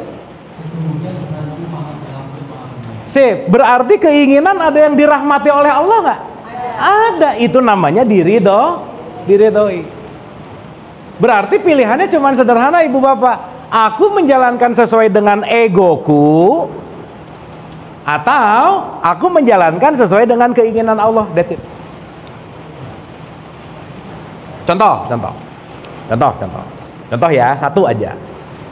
Ibu bapak pernah nggak waktu kita ngasih sedekah, waktu ibu bapak ngasih sedekah, si ego ngomong, semoga dapat lebih banyak dari yang aku berikan. Suka gitu nggak? Ada nggak gitu-gitunya?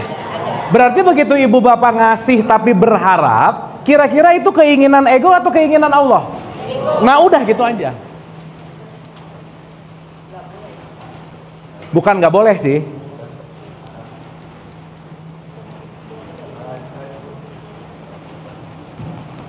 Cek. Nah, pakai ini Pak kali. Maaf. Punten. Ya, terima kasih Ustaz. Jadi dengan kondisi tadi kan ridho ya, itu kunci utama. Apakah dalam kondisi ridho itu ada turunan yang bersamaan kita boleh juga punya harapan tapi di luar ego itu? Ya, keinginan kita di luar ego. Iya. Nah, berarti kalau keinginan kita melakukan sesuai sama ego, ya berarti kita lagi nggak jadi khalifah gitu loh Pak. Artinya murni ridho itu betul-betul ridho yang murni. Maksudnya apakah kita tidak boleh punya harapan yang bersamaan dengan ridho itu, atau ridho itu benar-benar ridho tanpa ada embel-embel lain? Karena kalau kita sudah menyatu dengan kesadaran ilahi, bahkan harapannya pun diridhoi gitu loh Pak. Nggak akan aneh-aneh lagi gitu, dalam tanda petik. Jadi bisa dibilang ada ayat Al-Qurannya, jadi murni ridho, sepenuhnya ridho tanpa ada embel-embel lain. Gitu. Betul. 98 ayat 8 Pak, coba buka. Ini keren banget ayat ini nih, berbicara masalah ridho. 98 ayat 8.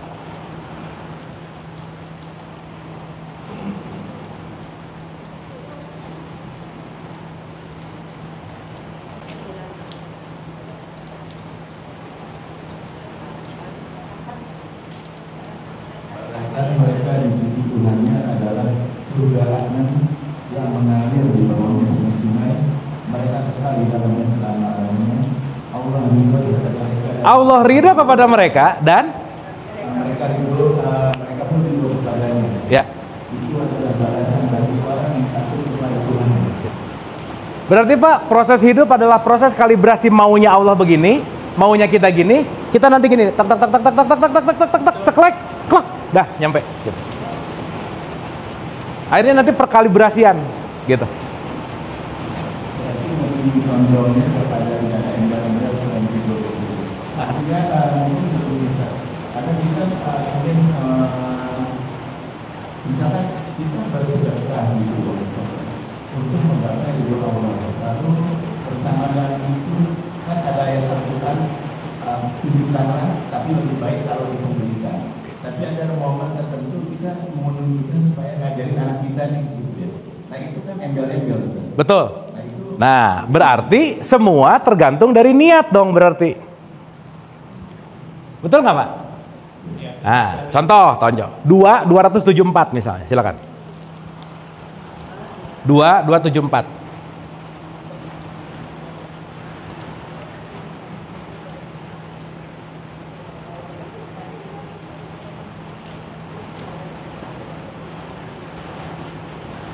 Orang-orang yang menafkahkan harta yang di malam dan di siang hari. Malam dan di siang hari? Secara tersembunyi dan terang-terangan. Dua-duanya disebut nggak Pak?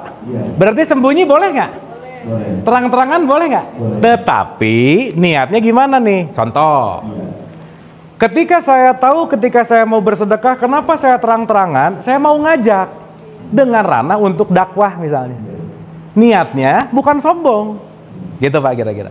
Nah, cuman kembali nih, kita tuh nggak pernah beneran tahu kan orang ini niat lagi mau flexing atau mau dakwah gitu.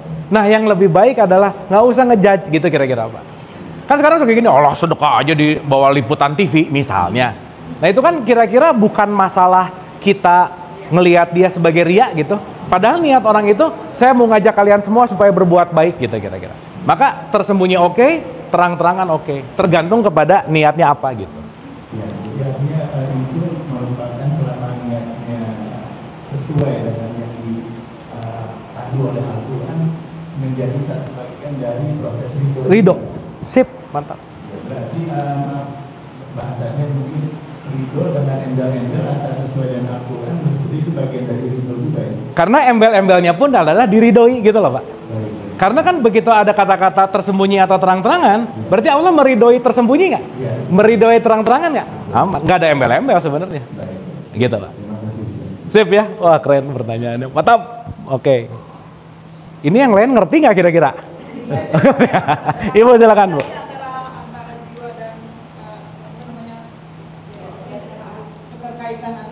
Jiwa sama ruh ya, sekarang ya, sip, oke, ya tenang. Seru tuh kalau diskusi gini sih ibu bapak ya. Jadi kita nggak usah terpatok sama beres ini gitu, santai. Tapi sampai sini oke ibu bapak, dapat something nggak? Sip, alhamdulillah, mantap. Dah.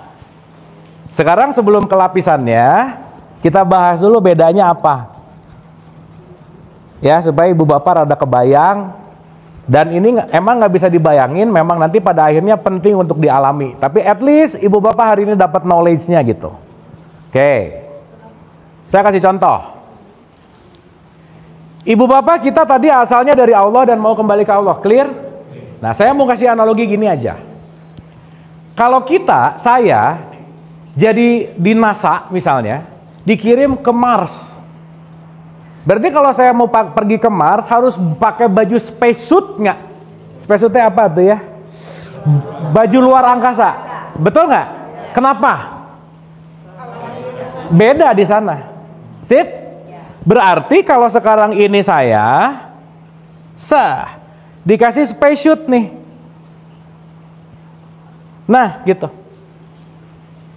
Pertanyaan, begitu saya dikasih spacesuit sama NASA, berarti spacesuit ini akan kompatibel sama Mars nggak kira-kira?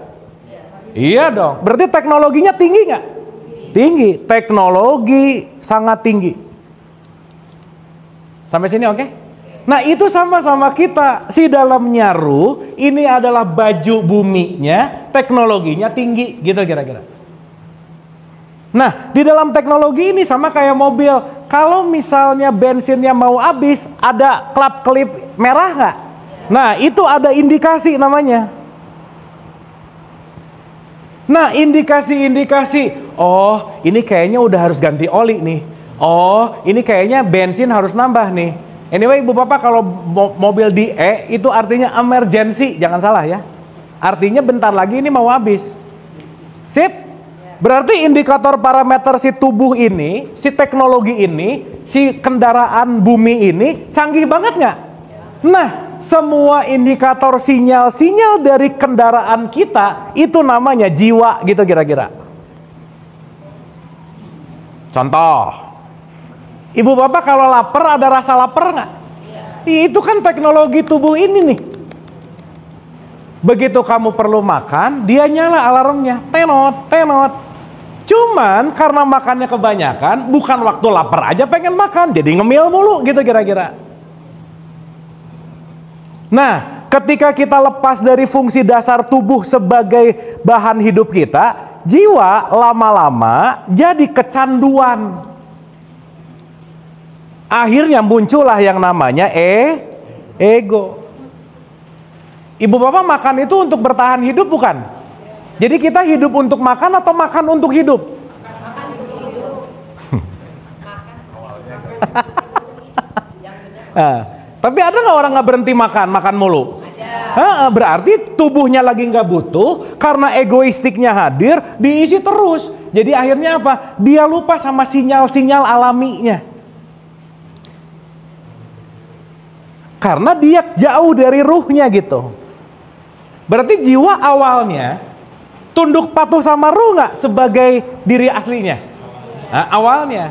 Tapi karena nanti kita dikasih pendengaran, penglihatan hati, diisi informasi, belief system, program, apa dan lain-lain, lama-lama lupa. Akhirnya jiwa yang harusnya datang menemani ruh untuk sekolah, si jiwa jadi malah pengen punya keinginan sendiri, rencana sendiri, kurikulum sendiri, skenario sendiri, gitu kira-kira.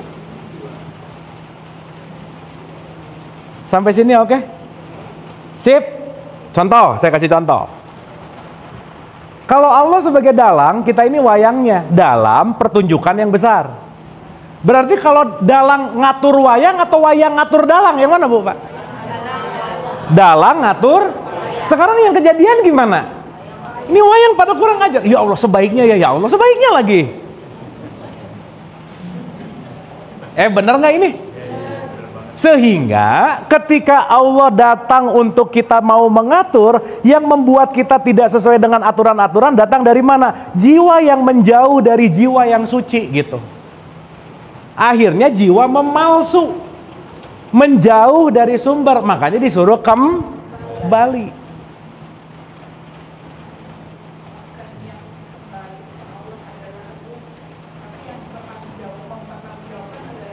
Sip, nanti karena ketika jiwa udah nempel lagi sama ruh bareng 100%, ruh pulang, gitu loh Bu. Beres tugasnya.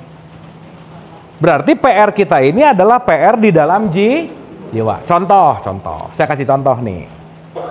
Berarti Ibu Bapak maaf ya, di dalam diri kita yang sejati sebenarnya semua petunjuk udah ada belum? Udah. Makanya Ibu Bapak jangan merasa Ibu Bapak dapat petunjuk dari orang lain, nggak ada. Saya tuh suka dituduh gini, aduh Kang makasih atas pencerahannya. Enggak, saya nggak bisa ngasih pencerahan. Saya hanya ngajak mikir pencerahannya di dalam. Karena udah ada dari lama, cuman ketutup nih kayak kulit bawang. Gitu ceritanya. Contoh. Ibu Bapak begitu kita pertama lahir, kira-kira gampangannya ya, jiwa kita Ibu Bapak di sekarang sama jiwa Ibu Bapak waktu pertama lahir, maaf ya pakai bahasa gini, lebih kotor mana kira-kira? Berarti waktu pertama lahir masih rada-rada bersih nggak kira-kira? Sip, udah gitu aja dulu. Nah, saya kasih contoh. Begitu si jiwanya masih pure, berarti kedekatan sama ruhaninya masih tinggi nggak? Maka Ibu Bapak ingat nggak waktu pertama kali bohong? Oh, udah lupa lah kali ya, udah lama banget ya, udah.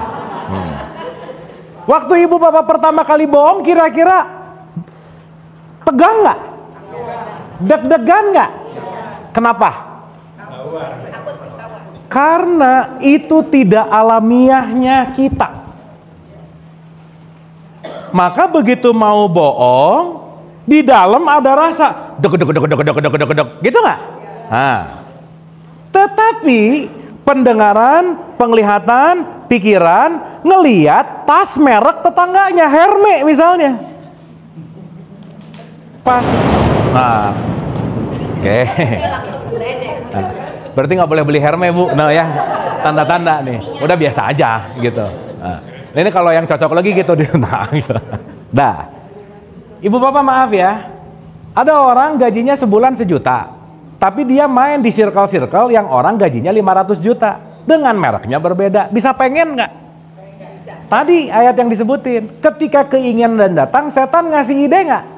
Udahlah, tas teman kamu tuh bagus, beli. Gimana caranya? Kan pas nih, minggu depan ada procurement perusahaan, udah kamu markup aja. Bisa gitu nggak Bu Pak? Setan itu kalau nyediain ide, lihat detail Ibu Bapak, detail banget, udah. Kapan, gimana caranya, siapa yang harus diajak kerjasama, detail banget. Muncul tuh, ngik gitu. Tapi pada awal keinginan datang, tapi jiwanya masih pure, ditolak nggak? Enggak, gitu nggak? Besok ngelihat Hermes lagi, ngik. Kuat nggak magnetnya? Begitu magnet Hermes lebih kuat, keinginan lebih kencang lagi. Oke, saya nyoba bulan ini mau korupsi 100.000 dulu. Bisa nggak Bu Pak? Kira-kira deg-degan nggak? Pertama mah masih banget Pak. Pertama tuh masih kaku, masih gimana banget. Kenapa? Ruhnya nolak.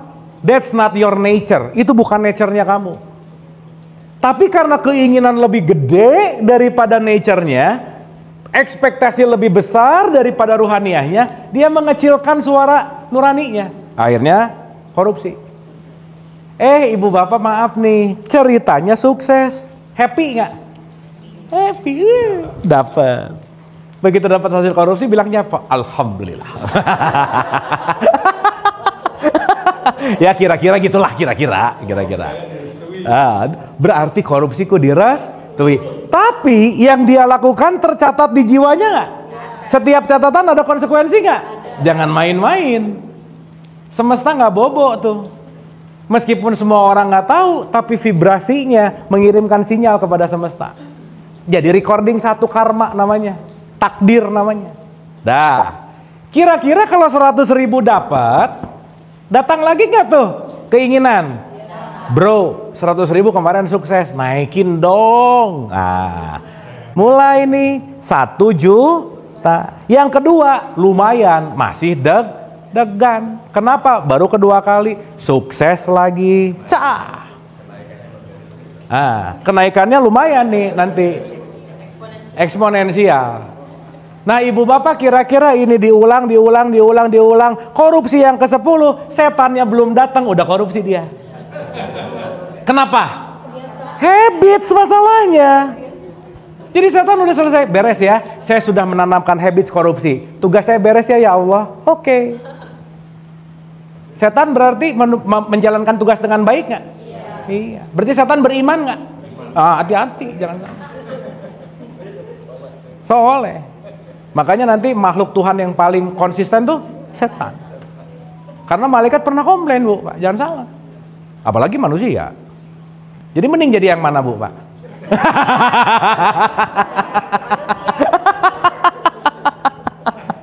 Sip ya. Nah kehebatan manusia di antara setan dan malaikat, setan nggak bisa nolak tugas dia, cuman ngeganggu. Ibu bapak kalau ngeganggu capek nggak sebenarnya? Setan tuh sebenarnya kalau mau komplain ya Allah aku tuh capek ngeganggu terus ya Allah, tapi saking dia taat sama Tuhan, ya udah deh nggak apa-apa. Tugas malaikat ngebantu mulu. Nah di antara tengah-tengah mau ngeganggu sama ngebantu, nih di sini semuanya. Kamu bisa memilih kesetanan atau kamu bisa milih kemalaikatan, pilihan gitu. Makanya tadi Allah bilang bagi yang mau. Jadi hidup pilihan nggak Bu Pak? Sip. Oke?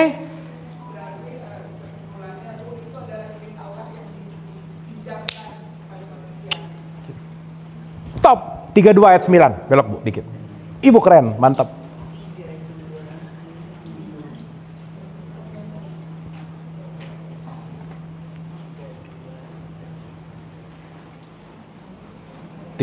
Sajadah ayat 9.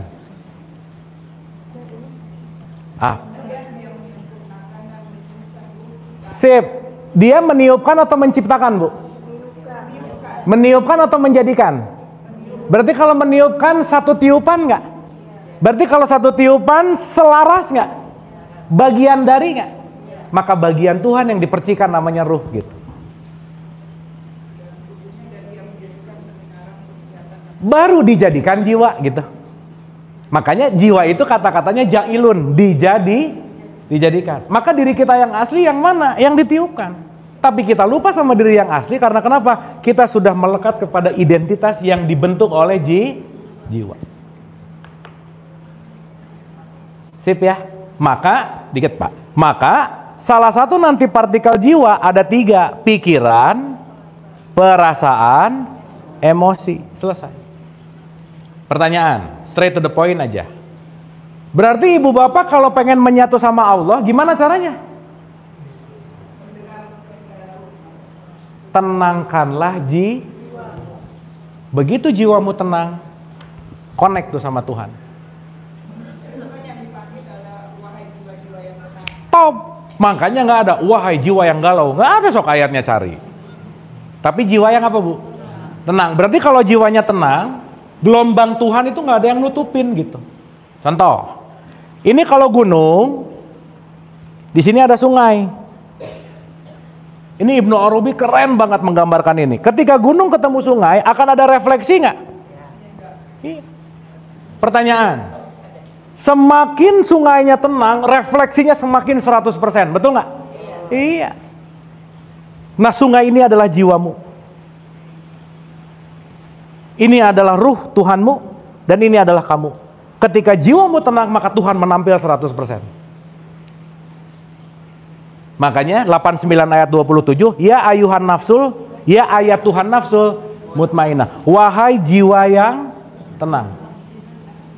Berarti kalau jiwanya tenang, dia bergelombang nggak? Berarti mau riak air segimanapun, dia dia nggak keganggu sama riak air. Gimana apa, Bu? Gimana caranya tenang? Ya, jiwa tenang ketika pikiran diregulasi. Ketika perasaan diregulasi, ketika emosi diregulasi. Gimana caranya? Satu, Bu, letting go namanya. Ibu lepasin semua yang ngebebanin ini semua. Selesai. Hiro. Iya. Makanya Nabi Muhammad nyari tempat yang tenang supaya pikiran tenang, perasaan tenang, emosi tenang. Gitu. Kenapa? Umatnya ruwet banget, di pasar sibuk banget. Makanya nggak ada cerita Nabi Muhammad dapat wahyu di pasar, nggak ada, Bu. Karena sibuk gitu. Tapi ibu minimal supaya ibu pengen nenangin ini, ibu healing jalan-jalan aja. Iya, makanya orang kurang piknik stres gitu. Bener nggak ini? Iya, tapi lagi piknik juga kebanyakan selfie masalahnya, puyeng juga gitu. Gitu. Ya, ke Bapak dulu ya, benar, Pak. Kita udah azan ya? Yuk. Baru satu lagi boleh ya? Ya. Dari Allah sebagai sumber akan kembali kepada Allah. Ya. Kemudian ruh dititipkan dalam jasad dan jiwa ini. Ya. Ketika time out, sebetulnya tugas kita ini sebetulnya mengembalikan ruh titipan yang suci itu kembali suci kan? Enggak. Nggak punya kewajiban untuk kembali ke dalam suci. Nggak punya. Kalau dia nggak suci kembali karena datang suci nggak kembali suci. Bapak ngomongin tugas kita kan? Tugas kita adalah membiarkan jiwa kita kembali kepada ruh. Yang kembali suci itu kemana? Kalau nggak suci dia? Menyatu dia. Dalam keadaan kotor. Dalam keadaan apapun. Nggak mungkin kotor, benar. Jiwa yang kotor. Tapi dia kan ketika melepaskan ruh itu, harusnya ruh itu memang tetap bersih. Gitu. Betul, betul. Tapi dia membawa kotoran jiwa itu bagaimana? Nanti gitu. Nah, pertanyaannya saya juga belum pernah, Pak. Itu satu. Nanti kapan-kapan kita bahas. Karena nanti kita akan berbicara ada hari dibangkitkan gitu. Kita akan bahas itu. Ya. Sip. Ya. Kalau balik yang pada ini nanti kan azab kubur tadi. Berarti kalau berkaitan sama ini nggak ada azab kubur, kan metodenya di sini kan tabur tua. Ya. Tabur tua itu. Ya. Nanti sudah disegerakan azab kubur itu kan di saat kita berperilaku. Ya. Nanti nyambung sama pertanyaan Bapak. Berarti azab kubur nanti. Gini. Ini pertanyaannya jauh ke 18 pertemuan akan datang sih. Serius. Kalau saya jawab sekarang, ibu bapak takut korslet gitu. Ya, kenapa? Kita penting. Gini, saya kasih analogi. Ibu bapak hisab Allah cepat nggak? Cepat atau cepat banget? Berarti kalau di sini ada hidup, ada mati, ada bangkit. Hidup ke mati sama mati ke bangkit, deltanya, ukuran waktunya berapa? Ini kan sangat cepat. Di surat 3 ayat 19, hisab aku sangat cepat. Sangat cepat. 1 detik cepat nggak? Ukuran kita, apalagi ukuran Allah, betul nggak? Berarti delta mati sama delta bangkit, ukurannya berapa lama? 0 second. Maka nanti di sini ada di wilayah pertanggung jawaban. Gitu. Makanya nanti di sini kita sebut sebagai the next life, kehidupan yang akan datang. Ya, saya belum mau bahas ini daripada ibu bapak sibuk mikir nanti, udah mending sekarang aja gitu. Betul nggak? Nanti aku pusing gitu. Meskipun ini ada jawabannya, tapi belum waktunya gitu kira-kira. Gitu ya. Sip ibu bapak. Terakhir ya. Udah, yang penting jadilah orang takwa. Tetap satu, jangan pelit. Udah gitu aja, Bu, Pak. Yang kedua, kontrol ego. Dan yang ketiga, banyak-banyaklah memaafkan kesalahan orang lain. Sesaat kita melakukan yang tiga, jiwa kita pelan-pelan terurai. Ibu bapak nanti akan bisa langsung konektivitas kepada sang sejati di dalam dirinya gitu. Makanya selalu Allah beserta orang-orang yang berbuat baik. Sip? Oke? Hatur nuhun, wabillahi taufik wal hidayah. Assalamualaikum warahmatullahi wabarakatuh. Terima kasih.